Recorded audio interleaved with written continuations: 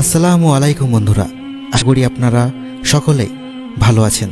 বন্ধুরা, আজকের ভিডিওতে আমরা আলোচনা করব কিভাবে টিকটক নামক অ্যাপসটি আমাদের মানব সভ্যতাকে ধ্বংসের মুখে নিয়ে যাচ্ছে। টিকটক অ্যাপস সম্বন্ধে আপনারা অনেকেই জানেন, তাছাড়া আপনারা হয়তো এটাও ভাবছেন এর সঙ্গে কিয়ামতের আলামত কিভাবে জড়িত, এর সঙ্গে সম্পর্কই বাকি। আজ থেকে 1400 বছর পূর্বেই আমাদের শেষ নবী হযরত মুহাম্মদ সাল্লাল্লাহু আলাইহি সাল্লাম অনেকগুলো ভবিষ্যৎবাণী করেছিলেন। তার মধ্যে কিছু ভবিষ্যৎবাণী আপনাদের সামনে তুলে ধরব, যা টিকটকের সঙ্গে মিলে যায়। তবে টিকটক সম্বন্ধে সামান্য ধারণা দেওয়া আবশ্যক। টিকটক হলো iOS এবং অ্যান্ড্রয়েড ব্যবহৃত সামাজিক যোগাযোগ মাধ্যমে একটি ভিডিও শেয়ারিং অ্যাপ। টিকটকের প্রতিষ্ঠাতা ঝাং ইয়ামিং, সে একজন চীনের বাসিন্দা। টিকটক চীনে ডুইন নামে পরিচিত। এই অ্যাপটির মাধ্যমে ছোট ভিডিও, লিপসিং কমেডি এবং ট্যালেন্ট ভিডিও রেকর্ড করে শেয়ার করা যায়। এই অ্যাপটি লঞ্চ করা হয়েছিল 2016 সালে। এই অ্যাপ্লিকেশনের মাধ্যমে ব্যবহারকারীরা 3 থেকে 15 সেকেন্ডের মধ্যে ছোট ভিডিও এবং লিপসিং ভিডিও তৈরি করতে পারে এবং ছোট ছোট লুপিং ভিডিওস তৈরি করতে পারে 3 থেকে 60 সেকেন্ডের মধ্যে। বলা যায় এটি প্রায় বিশ্বজুড়ে একটি জনপ্রিয় অ্যাপ। 2018 সালে এই অ্যাপটি অনেক বেশি জনপ্রিয়তা লাভ করে। ফেব্রুয়ারি 2019 সালে টিকটক প্রায় 500 মিলিয়নের বেশি ডাউনলোড করা হয়। 3 জুলাই 2018 সালে ইন্দোনেশিয়ান সরকার টিকটক অ্যাপটি নিষিদ্ধ করে দিয়েছিল, কারণ এটি পর্নোগ্রাফি এবং অনুপযোগী বিষয়বস্তু শেয়ার করা হতো। এরপর টিকটকের 20 জন সদস্যের বিরুদ্ধে মামলা করা হয়েছিল, যারা ইন্দোনেশিয়ায় অনুপযোগী বিষয়বস্তু টিকটকে ছাড়তে সাহায্য করেছিল। ঘটনার পরে 11 জুলাই 2018 সালে ইন্দোনেশিয়ার সরকার কর্তৃক টিকটকের উপরে নিষেধাজ্ঞা তুলে নেয়। নভেম্বর 2018 সালে বাংলাদেশি সরকার টিকটক অ্যাপে ইন্টারনেট সংযোগ বিচ্ছিন্ন করে দিয়েছিল। ফেব্রুয়ারি 2019 সালে ইন্ডিয়ার অনেক রাজনীতিবিদ টিকটক নিষিদ্ধ করার জন্য বা নিয়ন্ত্রিত উপায়ে ব্যবহার করার জন্য অনেক প্রস্তাবনা রেখেছিল, যখন তারা দেখল অনুপযোগী বিষয়বস্তু, সাইবার বুলিং এবং ধোঁকাবাজি হতো টিকটক অ্যাপসের মাধ্যমে। 3 এপ্রিল 2019 সালে মাদ্রাজের উচ্চ কমিশন ভারত সরকারকে এই অ্যাপটি নিষিদ্ধ করার জন্য প্রস্তাব দিয়েছিলেন, কারণ এটি অশ্লীলতা ছড়িয়ে দিচ্ছিল এবং যেসব কিশোর কিশোরীরা এই অ্যাপটি ব্যবহার করে তাদের যৌন হয়রানির শিকার হওয়ার সম্ভাবনা রয়েছে।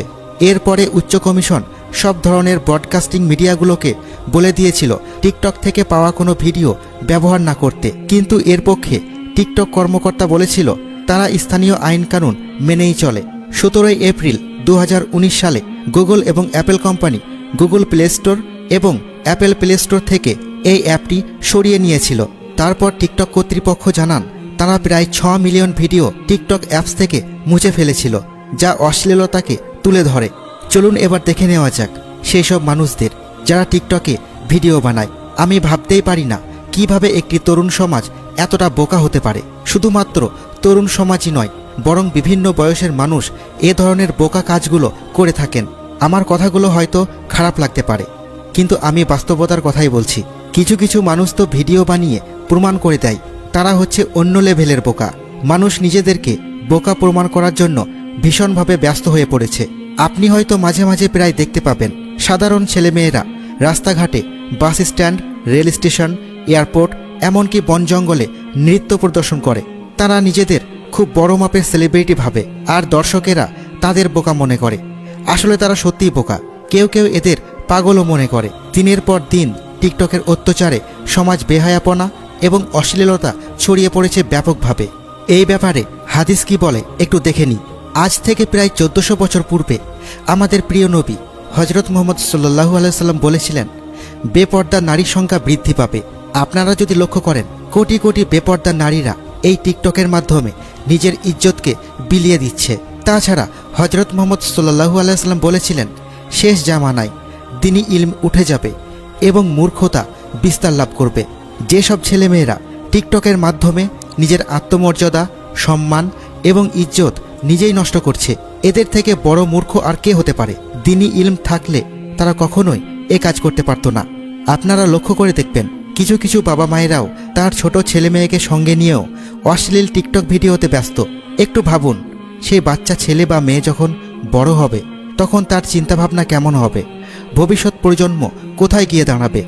বর্তমান যুগে অশ্লীলতা এবং বেহায়াপনা ছড়িয়ে দেওয়ার জন্য রাস্তাঘাটে বের হওয়ার প্রয়োজন নেই। সামান্য একটা টিকটকই যথেষ্ট আপনার সারা জীবনের সম্মানকে ধুলোয় মিশিয়ে দিয়ে ইহকাল এবং পরকালকে নষ্ট করে জাহান্নামের দিকে ঠেলে নিয়ে যাবার জন্য এই টিকটকই যথেষ্ট।